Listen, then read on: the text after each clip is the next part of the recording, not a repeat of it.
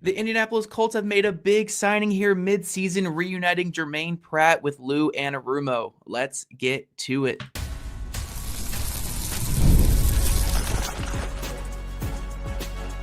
You are Locked On Colts, your daily Indianapolis Colts podcast. Part of the Locked On Podcast Network, your team every day.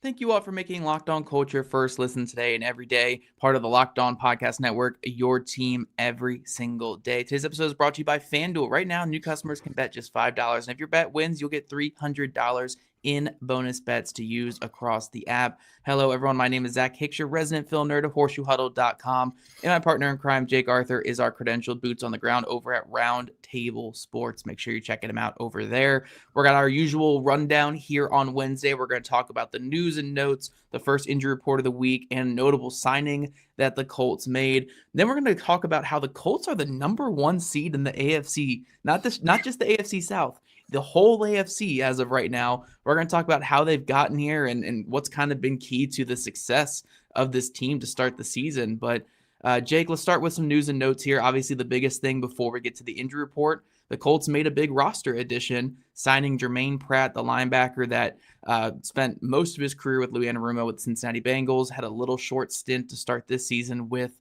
the Raiders, actually missed the Colts-Raiders game this past weekend, presumably because he was working his way out of that situation with the Raiders. He was on the market for less than 24 hours, and he ultimately signed with the Colts. So in corresponding move, Joe Bacci was placed on IR with I think it was an undisclosed injury, right, Jake? Yeah, we don't know what it is yet. No. We don't know what the injury is yet, but one Bengal replacing another Bengal, Germaine Pratt, is likely to be the new starting linebacker alongside Zaire Franklin. And I think it could come as early as this upcoming weekend, right, Jake? Yeah, I mean, everyone we've talked to about it, Germaine Pratt himself, Shane Steichen, they're all kind of taking a, let's wait and see type of approach. But what we've already seen with Xavier Howard and Mike Hilton, those guys hit the ground running and started practically right away. Like, they did not have to have any sit time. They started right away. With Pratt, you kind of wonder, though, how much of a rotation they'll keep up there. It really is only going to be Austin Ajike at this point because McGrone has been released and Bacci is on IR. So it's probably going to be Zaire and Germaine Pratt and Ajike there. I mean, you might put Alubi in there, but or Muma, but they haven't played very many snaps. So yeah, I imagine Pratt's going to see a healthy amount. I mean, from 2019 to 2024, all but like 4 games of his career, he's been in this system. So I'm fairly certain he's going to play a pretty healthy amount as long as he's physically able to, which that has not been the problem. I mean, he's been playing with the Raiders all up until last week, which, by the way, trying to figure out what's up with that. Don't know anything yet. Pete Carroll and Germaine Pratt were both relatively non-committal, just basically saying it just didn't work out. I asked Shane Steichen. He was like, I don't got anything for you on that one. So maybe a report will come out at some point telling us more, but I don't know. But yeah, I think he's probably going to play pretty quickly. And it's funny how all of the roads all offseason since February have finally led us to hear where it's week 6 now and Germaine Pratt is finally a Colt. Kind of like how we said Mike Hilton would eventually find his way here as well. Yeah, we have one more. Trey Hendrickson is the final Infinity Stone to put on the gauntlet here. We'll see if that one actually comes true as well. But yeah, Germaine Pratt, I think he's going to step into an immediate role as, again, just more of a rundown guy. I think Ajike will get some of the pass down looks, but the Colts run so much dime on passing downs anyway that they usually don't have that second linebacker on the field. So this isn't a major role that Pratt's coming over here to fill. It's still like a good 60 to 70% of the defensive snaps, but it's not the most high leverage snaps that we're looking for him to fill here. He just has to come in here, fit against the run, not get pulled out of position by motion and window dressing on offense, and make his tackles. He actually has been pretty good at tackling this year after coming off a year last year where he had a lot of missed tackles with the Bengals. I think only 1 missed tackle through the first 4 weeks of the season to start this year. So it seems like that's hopefully going to work out here as something that can solidify that linebacker 2 void that the Colts have had all season. Another notable roster move that we actually didn't put in our notes here, but we need to touch on because it's obviously the most important position in football. Spencer Schrader was placed on injured reserve. He is officially out for the season. Very unfortunate with the start that he had. I think he made 27 of 28 kicks to start the year, including extra points. But as a replacement, the Colts are bringing in one of the few kickers in the world that I actually enjoy talking about, and that is Michael Badgley, the Money Badger, coming here. I mean, look, guys, I don't like kickers very often, but if you can give me a good nickname on a kicker, there's something there for me. So we get the Money Badger back. He spent 1 year with the Colts back in 2021. Jake, I'm assuming you guys haven't talked to Brian Mason, I guess, after the signing, right? Because I'm assuming he would go on a whole spiel about the trajectory of the kicks and stuff like that. It came out literally right after we talked to him on Tuesday. So he acknowledged they were working out kickers on Tuesday, but the fact that it was Badgley specifically being signed came out later. But Shane Steichen's had him for 3 years. Badgley is obviously, this is his third stint with the Colts. So there's a lot of familiarity there. They got to get him up to speed quick. His workout obviously went pretty well. Shane said he was accurate, looked good in there, but he tore a hamstring last offseason, and that's why he's not with the Lions anymore. So we'll see. Obviously they know that, so they're going to check into his health and make sure he looks good before he kicks, but we'll see. He's not been a great beyond 50-yard kicker in his career. I think I heard something where he was one of the worst 50-yard kickers over the last X amount of years. But when I was looking at it, it looked like he had just a meltdown from 50 plus 1 year in his career. So the bulk of his misses there, I think, came 1 year, but otherwise he's kind of touch and go. Yeah, look, it helps coming to an offense where they're just going to score every time they touch the ball. So you just get some extra point reps and stuff every now. Well, even the field goals are from 27 yards. Yeah, yeah. They have if they don't score, they're still in the red zone. So come here, coast a little bit, Money Badger, make all your kicks under 40 yards, and let's get to the Super Bowl this year. But all joking aside, those are our transactions out of the way. I don't think I missed any other. No, I think those are all our transactions the last couple of days. And then getting to the first injury report of the week, we'll be kind of quick here. Some good news. Alec Pierce is back at practice. We saw who else was back at practice? Kenny Moore did not practice today. He was out. Do you have the full injury report in front of you, Jake? If you want to go through that real quick? Yep. Yeah, I got it here. So Alec Pierce was back. Now, obviously, last week he practiced in full Wednesday and Thursday, but did not on Friday, and then obviously did not clear the concussion protocol. He's still in the concussion protocol, but did practice in full. Yep. Let's see. Grover Stewart practiced in full, which is always good because I feel like whenever a bicep is mentioned, it's torn. They're out for the year. It's bad news. But for him, he was a full participant in the first available practice. Braden Smith was a rest. Kenny, again, he didn't practice, but they said they were going to work him out today. I talked to him today for the first time since the injury, and he seems optimistic. And, I asked him, I was like, obviously Achilles is a bad word for an athlete. Why was there confidence to not put you on IR? And he's like, when it happened, there was still flexibility and mobility in the Achilles, and it just kind of needed some rest. Just generally speaking, they felt confident in that. They're not naive to the fact that that could get much worse. So we'll see. Still hoping for the best for him, but it sounds like they'll ramp him up a little bit coming up here. Goodson's still out with the groin, and then Tyquan Lewis did not practice with an illness. Those usually clear themselves up in the coming days. So as long as he gets some sort of practice in before the end of the week, Lewis will probably be fine. Their leading sacker, I might add. Okay, yeah. And then Braden Smith, I saw he missed today, but that was just rest. Luckily. Yep. So even the couple surprise ads there like Lewis and Smith, it doesn't seem like their status for this upcoming game is really going to be in much doubt, which is a great sign for the Colts. And then they're getting healthier with hopefully Pierce being able to go this week. And then Grover Stewart, that was my big question these last couple of days, where they kept talking about the biceps and they were still evaluating. For him to come out here and log a full practice is perfect news that I needed here on a Wednesday. Yeah, absolutely. Again, because when they announced it in the press box, I was like, oh God, we're going to be told he's out for the year on Monday. And Grover's just built different, man, but again, huge bullet dodge, because as much as you can't afford to lose a guy like DeForest Buckner, you also really cannot afford to lose a Grover Stewart in your defense, or you're going to become one of the worst run defenses in the NFL overnight. Yeah, no, for sure. And Grover Stewart's been vital this year. Heck, I mean, one of the biggest plays of the game this past Sunday was him deflecting that ball for an interception. That's the difference between 7 points for the opposing offense and you getting the ball inside your own territory and being able to go up 3 scores soon after that. So Grover Stewart's been vital for the Colts. Luckily, they'll get him back this week. And that's all we have for our news and notes to start the show. We're going to dive now into how the Colts are the #1 team in the AFC through a little over a month of play. There's a lot of factors here that we're excited to talk about. All right, the NFL season is in full swing, and FanDuel has an offer that you don't want to miss. Check this one out. All right, so right now, new customers can bet just $5, and you'll get $300 back in bonus bets if you win. That's right, you just pick a bet, put down $5, and if it hits, you'll unlock $300 in bonus bets to use across the entire app. It makes watching football even more exciting when you got a little something riding on the action. Maybe your team is not playing and you want to find a little way to up the ante. It's perfect, especially for those primetime games. Whether you're a casual fan or you just love diving into the stats, FanDuel makes the game day experience so much better.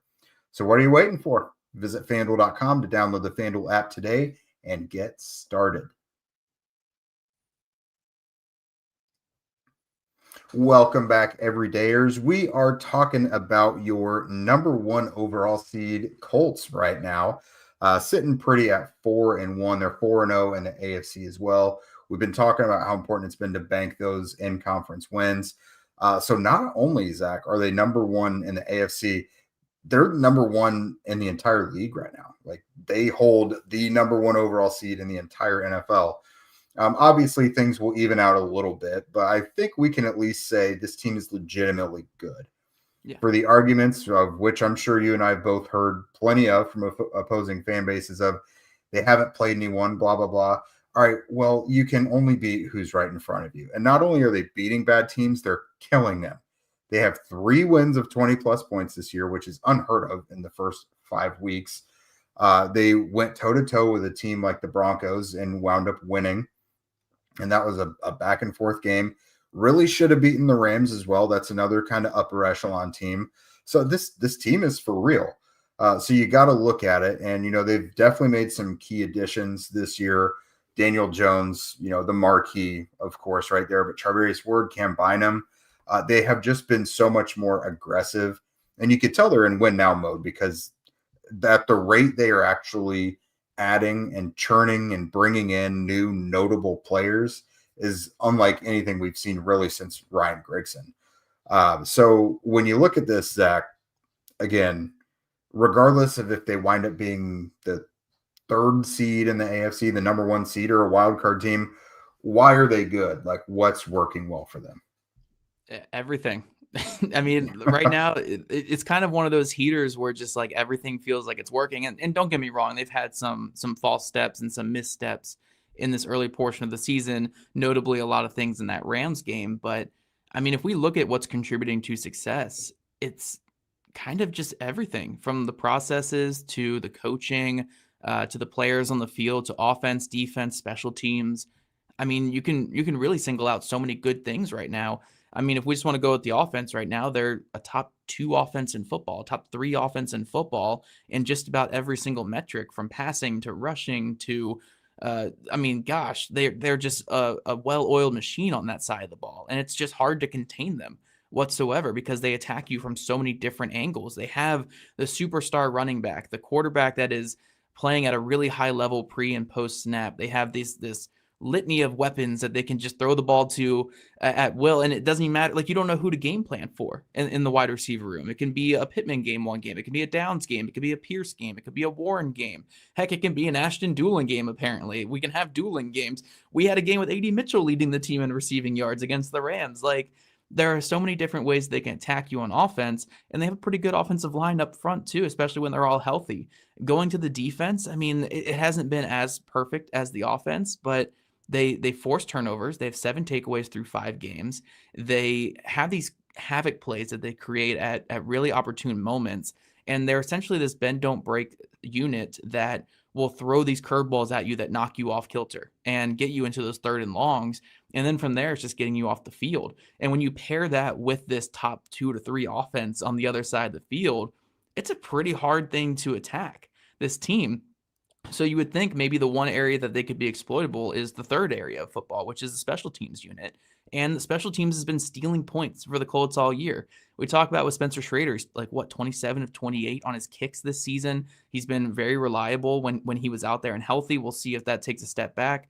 They've been getting better at their kick and punt coverage. Punting has actually been fantastic for the Colts, number 1 in net yardage, despite only the 7 punts. So not much of a workout there for the punt team, but they've been good there. And then there's been multiple times where they blocked kicks, blocked punts, and stolen points for the offense and defense and helped this team win games. So, yeah, I just think everything. I mean, I think that's all the nerdy stuff there, but just more of the, like, aspects of football. There's a mature level to this team. They don't get too high. They don't get too low. There's accountability with this team. If guys make mistakes, they're not just continually going out there. They're getting other players out there who are hungry and ready to go. So we could really just go on lists and tangents here about all the reasons why the Colts are one of the best teams in football. And even if this does even out, because yes, you're not going to play the Raiders every week. You're not going to play the Dolphins every week. You're not going to play the Titans every week. So yes, there will be some more hard fought games for this Colts team going forward, but I have no reason to believe that they're not going to be a competitive team in a lot of these games, if not the favorite in a lot of these games. I think they have a lot of good things going for them. They're a mature and ready football team that is just raring to go this year. So, yeah, just everything's clicking for them right now. They're on a heater, and it feels like everything they're throwing at the wall is sticking, and they're not being complacent either. They're not sitting on their hands and saying, like, okay, this is what we got. They're making moves to get better. They're making lineup changes when they have to. This feels like a team that is poised to do some good things this year. Yeah, it's not been common that we've seen a Colts team be so well-rounded and play so complementary well. But when they have, they've been really, really good. And I don't want to compare them to the Peyton Manning Colts, but like those Peyton Manning era Colts, they were usually very good in all three phases, or at least like had some sort of special ability on defense, like the pass rush, or they had a Bob Sanders, or they were really good at taking the ball away. There was a couple Andrew Luck teams like that as well, but they are so complimentary, which then trickles over to the coaching staff and feeling comfortable in calling whatever they want. They're not, nothing's being held back right now.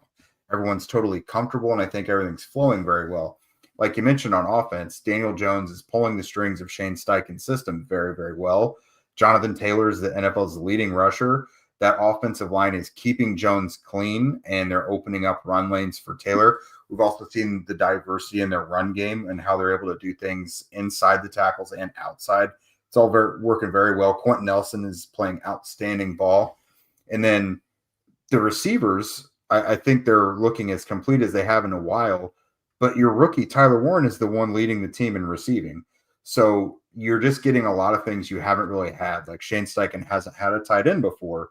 He hasn't had good quarterback play before while he's been with the Colts, that is. So everything's going really there well offensively. And then defensively, like the pass rush is fine. It could definitely be better, but it's not horrendous. Like you said, very timely things are able to, like the blitzes are really good. And they're not going into a shell when mistakes happen. I think a really good example is Zaire Franklin gets called for unnecessary roughness.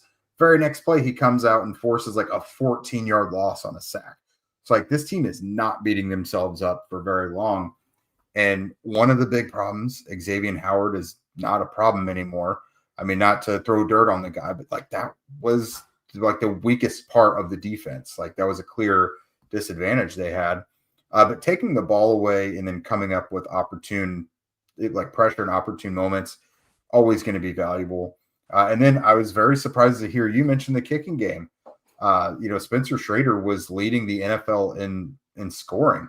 And for as porous as the offense was in the red zone coming into last week, which they finally pitched a perfect game in the red zone, but as porous as they were, whenever they would stall out in the red zone, Schrader was there to bail them out. And then obviously Rigoberto Sanchez.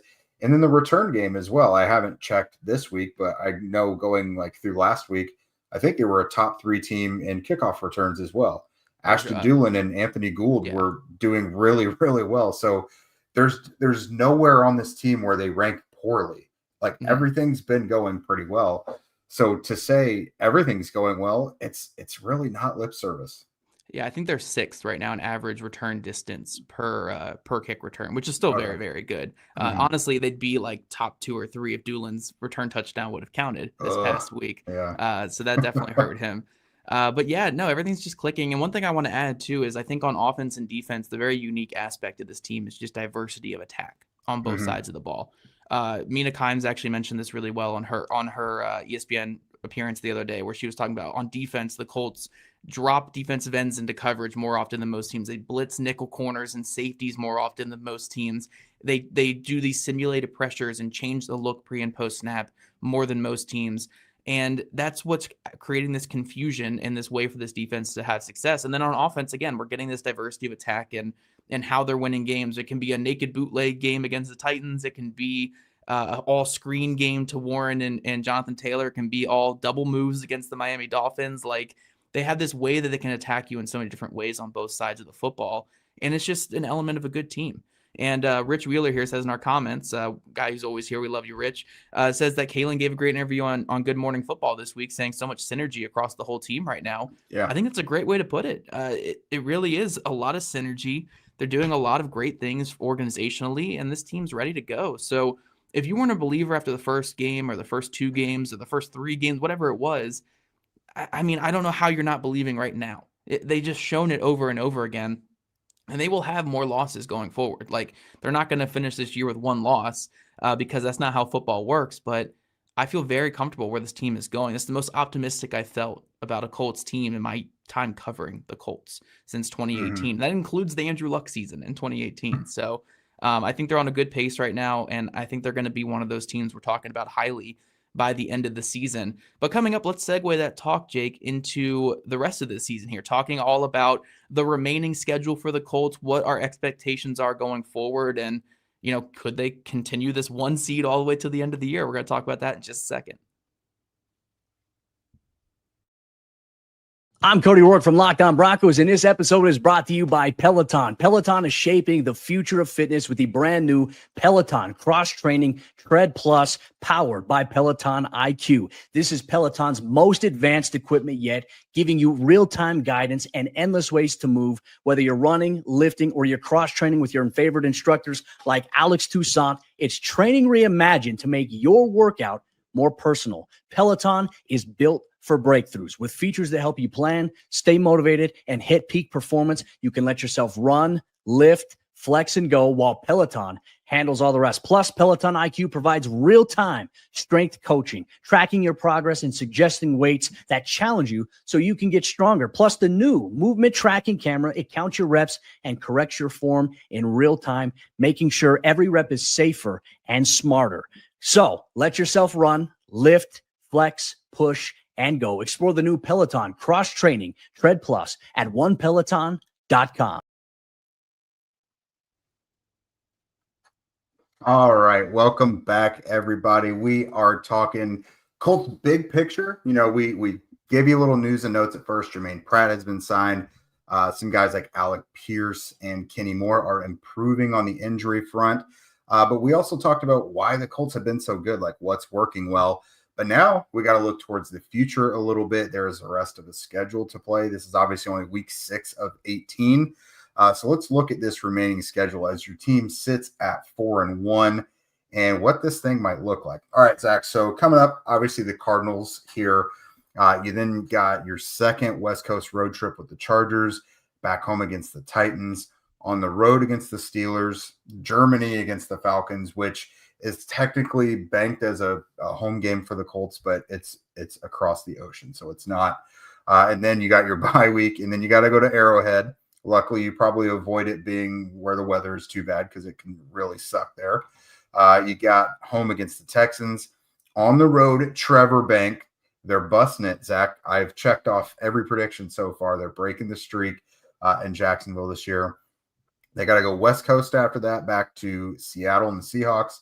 They got Monday Night Football at home against the 49ers, and then their last couple games at home against the Jags, and on the road, huge Week 18 game, I'm assuming, against the Texans. So you look at this one, Zach, like we mentioned, they're not going to finish 16-1, but man, if 12-5 13-4 doesn't look a little realistic. It kind of is at this point. You and I were discussing if you get through the Chiefs game and you add a couple more losses in between two in there, and you're only at like 3 losses with 6 games left, like you're gonna finish with a really healthy record. Yeah, the way I break it down is pre-bye and post-bye for the Colts right now. So pre-bye is the Cardinals, Chargers, Titans, Steelers, Falcons, Chiefs, right, in a row like that. I Chiefs think is post-bye. Oh, Chiefs is post-bye. Okay, so pre-bye then is the 5 games I mentioned there. I think these next 5 games, if you're the Colts, you're looking at, I mean, obviously you want to win all of them, but you want to win at least 4 of these next 5. Very, very winnable games. You get the Cardinals upcoming this week with a very injured offense. Potentially Kyler Murray might not be playing in this one. You've got to take advantage of that. The Chargers down to their 3rd running back, their 10th offensive tackles, a lot of injuries going on their team right now. You get the Titans, who they finally found some life this past week, but I'm not fully believing that. And you get them at home, so I think that's a good matchup for them. Even the Steelers, who look like the toughest matchup here, Shane Steichen throughout his entire career has absolutely whooped Mike Tomlin's defenses. It has been probably his easiest opponent to scheme against because they're so static on that side of the ball. So I never really worry about them putting up points against the Steelers. And then the Germany game can be kind of weird, because those overseas ones are weird. But these next 5 are very, very winnable for the Colts. You want to build up as many wins as possible right now because those last 7, those are tough. Those are going to be tough games. You get 4 divisional games against the 2 teams that are actually competitive in the division. And then you get 3 playoff teams in the 49ers, Seahawks, and Chiefs, or teams that we think are going to be in the playoffs. So if you're the Colts looking at this schedule, obviously you're saying you want to win every game and take it 1 week at a time. But if you're looking at it big picture, these next 5 are vital for the Colts. If they can get up to, again, say you win all 5 of these, right? You can get up to 8-1 going into your bye week. You give yourself a lot of room to work with in those final 6, at least win 4 of them. If you can get to 7-2 going into your bye week, and really roll with that going forward. Or I guess, that'd be 8-2 if they won 4. 8-2 going into your bye week, then you're in a good place for these last 7. But I think these next 5 are going to be really crucial for the Colts. They got to build up those wins as much as they can now. Not saying that they're going to lose a lot down the stretch, but it's hard to consistently win against that. All 7 of those games could be playoff teams. By the way the AFC is looking right now, the Texans could be like that 7 seed or that 6 seed, or you never know how it's going to turn out. But just looking at how it looks right now, those look like those could be 7 playoff caliber teams. But of these next 5, Chargers and Steelers, maybe the only 2 you get that are playoff teams. Like, you really got to take advantage here of these next 5 games. Yeah, I'm looking at this latter portion of the schedule, and the division is not as cut and dry as it was just like a couple weeks ago. Like, the Texans are heating up, and the Jags are 4-1 also. Yeah, they're playing good football. They are, and they're not too far removed from when they won the division a few years ago. Like, it's a lot of the same cast of characters, and again, they have found something under Liam Cohen that's really working. Etienne has been healthy as well. That certainly helps the identity of their offense. So I kind of wish you had a matchup against the Jags and Texans a little earlier than this last. Let's see, it's like the last 5 or 6 weeks is all your matchups against those 2 teams essentially. So it would be nice to have those maybe a little earlier to maybe have some sort of tiebreaker or create a little distance with them. But yeah, let's just go hypothetical here. What are your losses? I'm at no point now where I think there's not an avenue for the Colts to beat any team. Even if you were talking about like the Bills or Eagles, they could find a way to do it. So I'm going to try and keep it even keel and say they're going to have some more losses. They obviously are. Yeah. So when you look at Chargers, Steelers, Chiefs, you might get 1 or 2 losses in there. I don't think they'll go undefeated through that slate.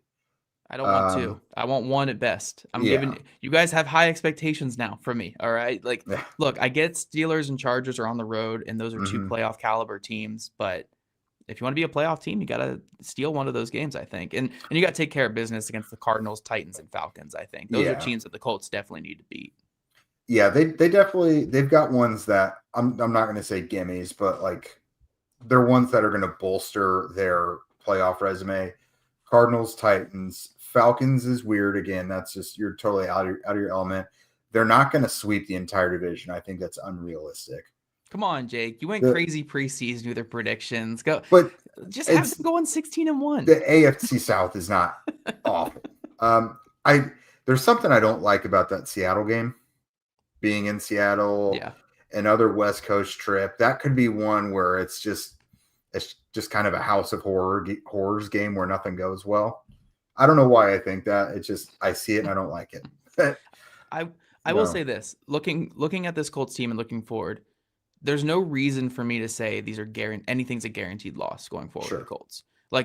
Sure, you got to factor in your brain that they're going to probably lose a couple games because that's how football works. But there's none of these games where, like, before the season, if we were looking at this schedule being like, look, at Chiefs, that's going to be a horrible one. The at Jaguars game is certainly a loss, because that's just how history has been with this Colts team. But this feels like a different Colts team. So there's no game I'm looking at here saying, like, I'm chalking that up to a loss. The ones that I guess I have really circled to see how real this team is at Kansas City is going to be a huge one. I'm glad they get the bye right before that so you can have an extra week of game planning for the Chiefs. But anytime you have to go to Arrowhead, it's a difficult environment, especially with how the Colts like to operate. You're going to get pre-snap penalties, and that's something you want to avoid.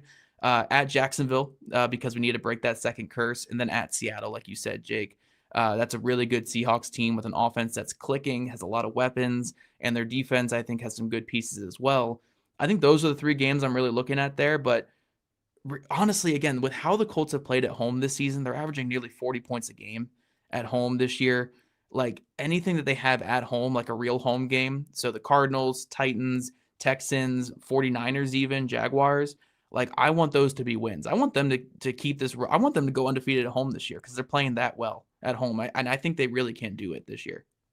I was just looking at the Colts head-to-head historically. They haven't won in Pittsburgh either since I was in high school.